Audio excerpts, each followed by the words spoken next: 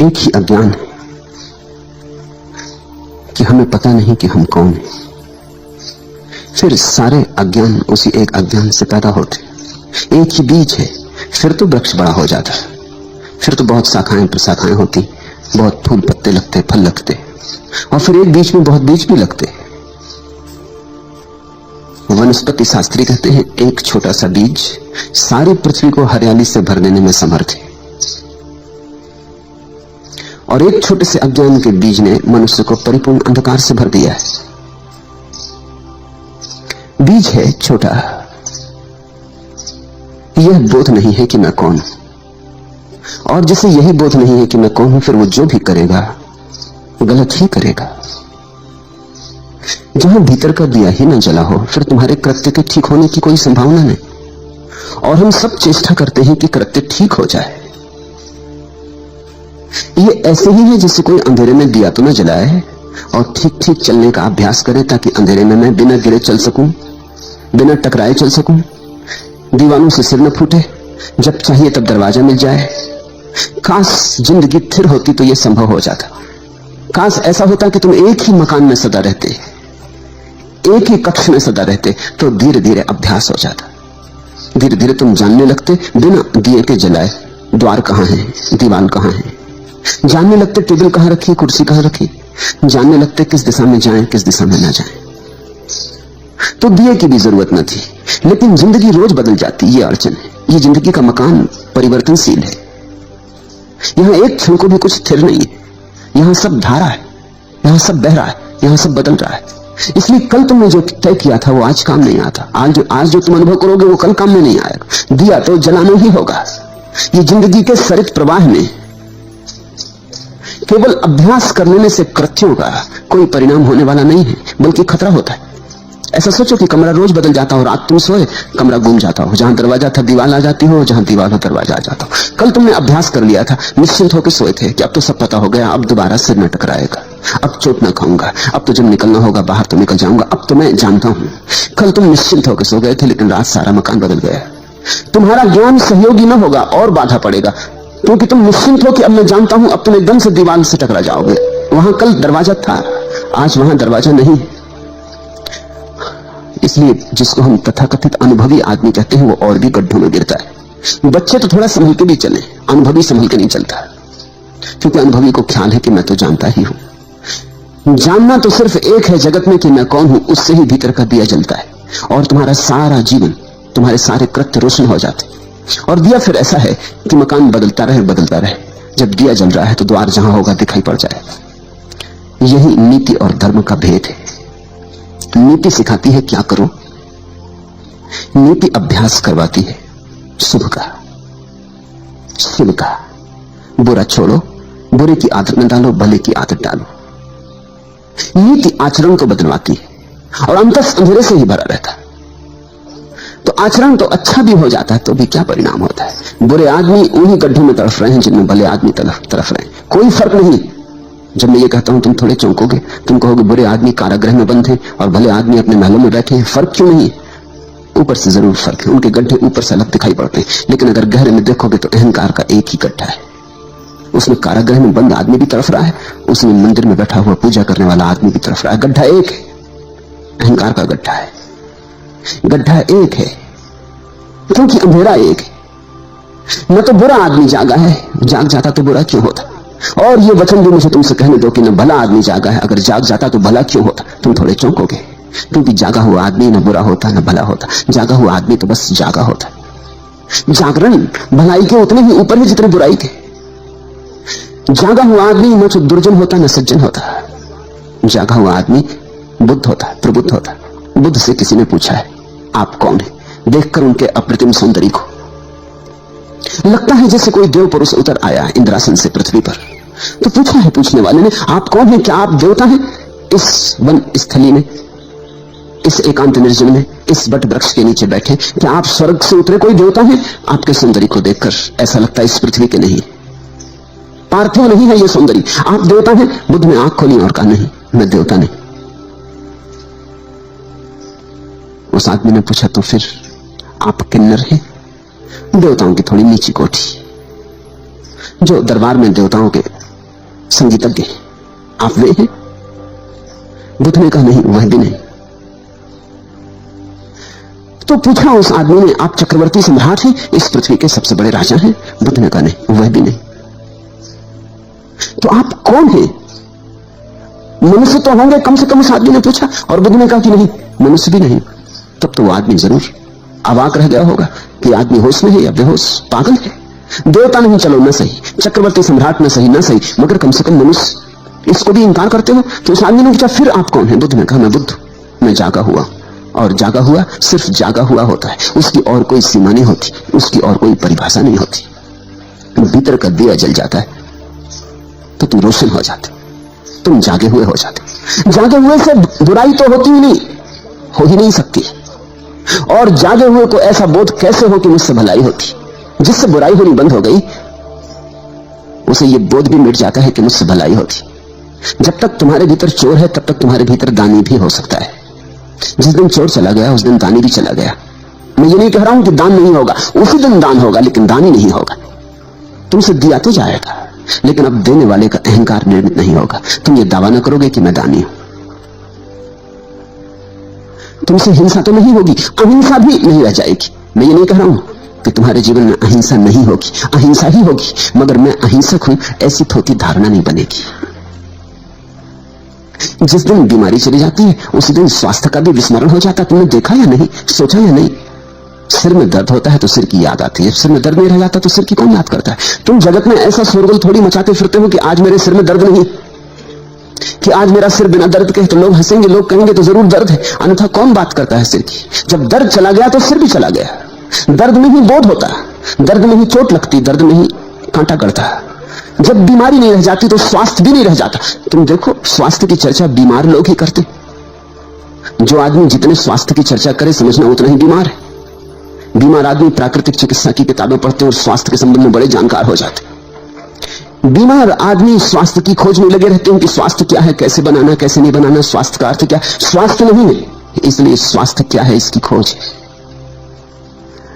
बीमारी ना हो तो बीमारी की छाया, वो जो स्वास्थ्य का विचार था वो भी खो जाए। परम स्वस्थ आदमी का लक्षण होता है कि उसे अपने शरीर का पता ही नहीं होता। विदेह अवस्था है परम स्वास्थ्य। उसे पता ही नहीं होता कि शरीर है। तुम्हें पता है पैर का, जब तक पैर सो नहीं गया तब तक पता नहीं चलेगा। जब पैर सो जाएगा और झुनझुनी चढ़ेगी तब पता चलेगा। पैर में कांटा लगेगा तो पैर का पता चलेगा, सिर में दर्द होगा तो सिर का पता चलेगा। संस्कृत में दुख और ज्ञान के लिए एक ही शब्द है, वेदना। वेद का अर्थ ज्ञान होता है, विद का अर्थ जानने वाला होता है। बड़ा अनूठा शब्द है वेदना। दुनिया की किसी भाषा में ऐसा शब्द नहीं। संस्कृत के पास कुछ शब्द हैं जो दुनिया की किसी भाषा में नहीं हो नहीं सकते, क्योंकि जिन्होंने वे शब्द निर्मित किए उन्होंने बड़ी अनुभूति से उन्हें रचा है। वेदना का अर्थ होता है जानना और वेदना का अर्थ होता है दुख। जब दुख होता है तभी ज्ञान बनता है, दुख का ही ज्ञान होता है। इसलिए वेदना के दो अर्थ हैं, बड़े भिन्न अर्थ हैं, दोनों में कोई संबंध नहीं दिखाई पड़ता, कहां ज्ञान और कहां दुख। लेकिन दुख के अतिरिक्त कोई ज्ञान ही नहीं। जब दुख चला गया तो ज्ञान भी चला गया। तब एक परम शांति, एक निर्मल शांति, जहां न दुर्जन है न सज्जन, न पापी है न पुण्यात्मा, न नास्तिक है न आस्तिक। हिंसा गई, अहिंसा गई, नीति गई, अनीति गई, झूठ गया, सच गया, वे द्वंद्व गए, निर्द्वंद हुए। इस निर्द्वंद दशा का नाम धर्म है। नीति द्वंद्व में चुनाव करवाती, कहती हिंसा छोड़ो, अहिंसा करो, झूठ छोड़ो, सच करो, चोरी ना करो, दान करो, घृणा ना करो, प्रेम करो। नीति कृत्य सिखाती, ठीक कृत्य सिखाती। धर्म कृत्य की बात ही नहीं। धर्म को आचरण से कुछ लेना देना नहीं। धर्म अपूर्व क्रांति है। धर्म कहता है सिर्फ भीतर का दिया जले, फिर सब हो जाएगा, अपने से हो जाएगा, अपने से ही हो जाता है, फिर तुम्हें कुछ करना नहीं पड़ता। इसलिए परम ज्ञानियों ने तुम्हें जीवन और आचरण के नियम नहीं दिए, उन्होंने तो सिर्फ कैसे भीतर का दिया जल जाए इसकी प्रक्रिया थी। उस प्रक्रिया का नाम ही ध्यान है। तुम पूछते हो कि क्या है हमारा मौलिक गंवारपन, क्यों कहते पलटू अजहू चेत गंवार। अब जाग, चेत शब्द को समझो। चेत का अर्थ जागना भी होता, चेत का अर्थ चेतना भी होता। चेत का अर्थ होता है सावधान, खूब सो लिए, आंख खोलो, जागो, काफी सो लिए, अब तक सोए ही रहे।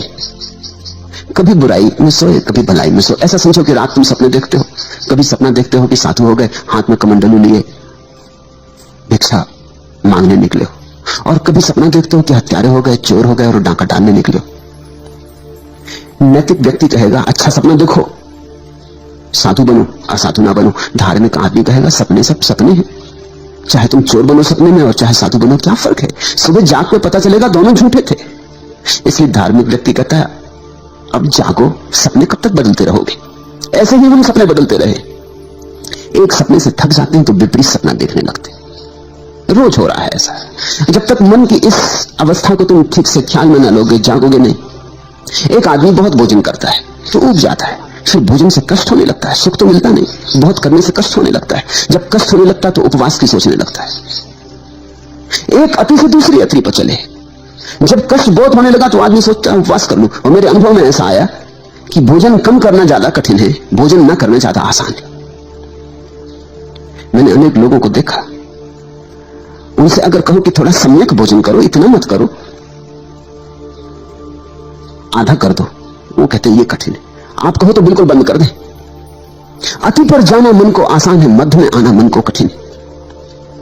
निश्चित ही जब खूब दुख भोग लिया जाता भोजन करके, पेट में दर्द है और सिर भारी है और दिन में आलस्य छाया रहता और प्रतिभा में निखार नहीं रह गया, सब धुंधला धुंधला हो गया, अंधेरा अंधेरा, और शरीर बेढब हुआ जाता, शरीर सौंदर्य खोए देता है और जिंदगी एक बोझ रूप मालूम होने लगी, तो तुम जल्दी से उपवास का सोचने लगते हैं। चले उर्ली कांचन, उपवास कर ले, और तुम्हें उपवास करवाने वाले मिल जाते।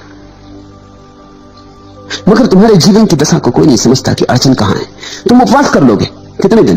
कोई जीवन भर उपवास कर सकता है? 10-5 दिन उपवास करके घर आओगे, फिर अति पर पहुंच जाओगे, क्योंकि 10-5 दिन जब उपवास किया तो भोजन ही भोजन का सोचोगे, और करोगे क्या? उपवासी आदमी भोजन ही भोजन की सोचता है और कुछ सोचता ही नहीं, उसके चित्त में एक ही धारा रहती है, भोजन भोजन। वो बड़ी योजनाएं बनाता है। देखते ना जैनों के परिवेशों के बाद सोहने पर बैठे, उससे पूछना, वो 8 करती रही, 8 दिन क्या सोचती रही, वो 9वें दिन की बात सोचेगी। 9वां दिन आता है, अभी आया ही जाता है। पर्यूषण जैनों के खत्म होते देखते एकदम सब्जी बाजार में दाम बढ़ जाते सब्जियों के। 8-10 दिन किसी तरह रोक लिया है, बलपूर्वक, हिंसात्मक ढंग से, क्योंकि हिंसा है उपवास। ज्यादा खाना तो हिंसा है ही, उपवास भी हिंसा है। ज्यादा खाने में भी तुम शरीर को सताते हो, इसलिए हिंसा है, और कम खा के भी शरीर को सताते हो, इसलिए हिंसा है। सताते तुम दोनों हालत में हो, तुम्हारी दुष्टता जाती नहीं। कभी धर्म के नाम पर सताते हो, कभी अधर्म के नाम पर सताते हो, मगर सताते तुम निश्चित हो। 8-10 दिन सता लिया,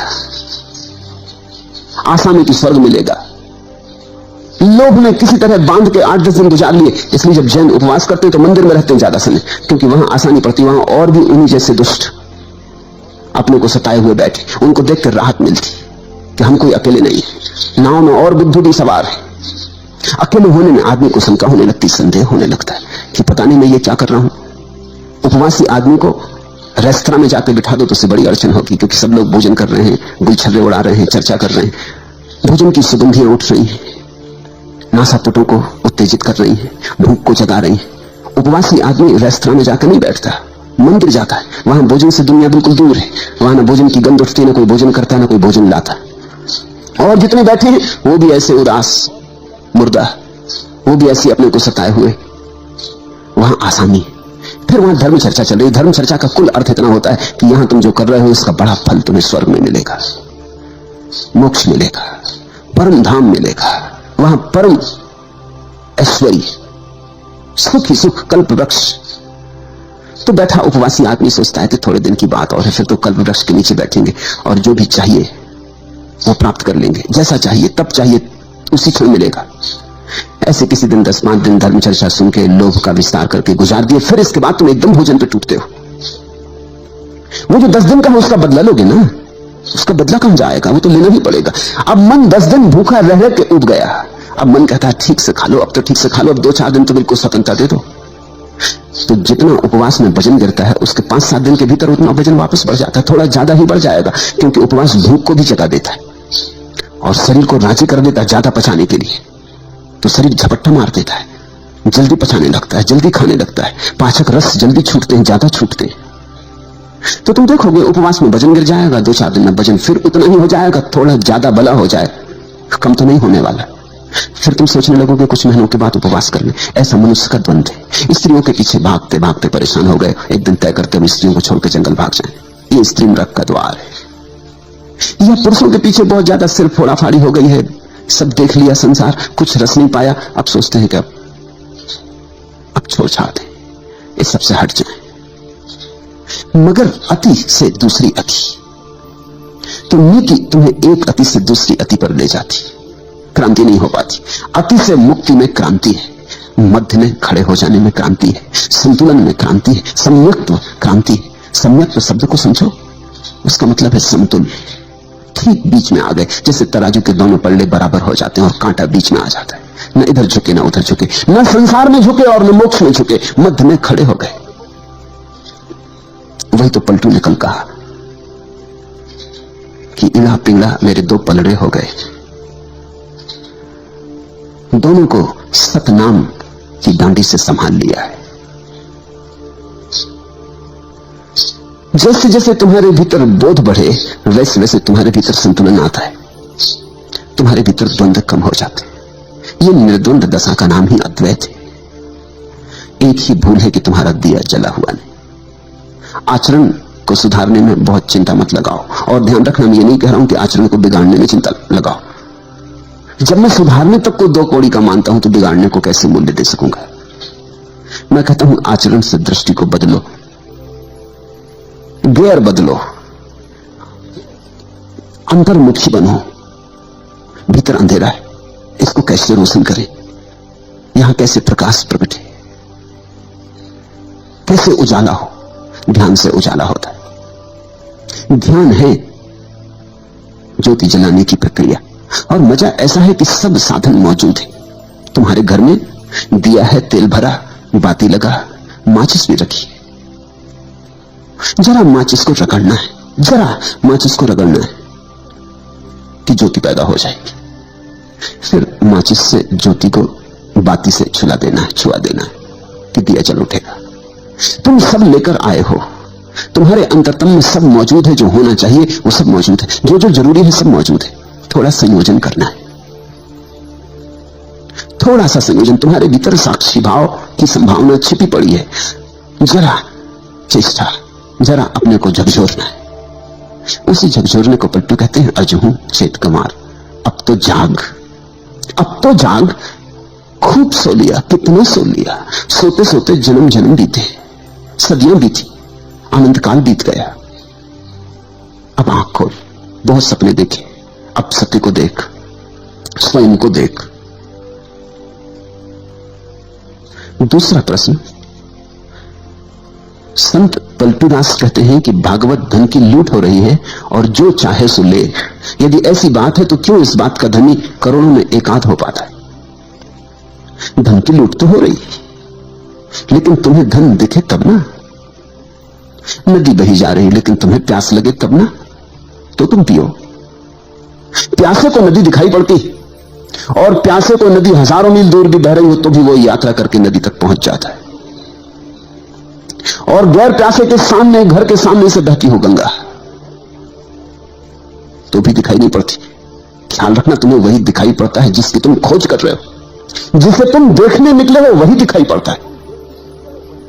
कहते हैं चमार जब रास्ते पर चलते लोगों को देखता है तो उसे सिर्फ लोगों के जूते दिखाई पड़ते, सिर्फ जूते दिखाई पड़ते। जूते ही खोजने चला है, जूतों से हिसाब लगाता रहता है। जूता देख के पहचान लेता है चमार, करीब करीब तुम्हारे जूते से तुम्हारी पूरी आत्मकथा पहचान लेता है। जूते की खस्ता हालत बता देती है कि शायद हार गए चुनाव में इस बार। जूते पे चमक, दर्पण जैसी चमक दिखा देती है कि मालूम होता जीत गए। जूते की चमक बता देती है कि जेब गर्म है कि ठंडी। जूते की हालत बता देती है कि बुलाए तुम्हारे साथ मेहनत करे कि गुजर जाने दे। जूते की हालत बता देती है कि भैया गुजर ही जाओ तो अच्छा, कहीं और ही चले जाओ तो अच्छा, यहां न लौट आना, नहीं तो उधारी करोगे। चमार जूते को देखता है, चमार जूता देखने को ही बैठा है, उसकी नजर वहां लगी। दर्जी तुम्हारे कपड़े देखता है, दर्जी तुम्हें नहीं देखता, तुम्हारे कपड़े ही दिखाई पड़ते।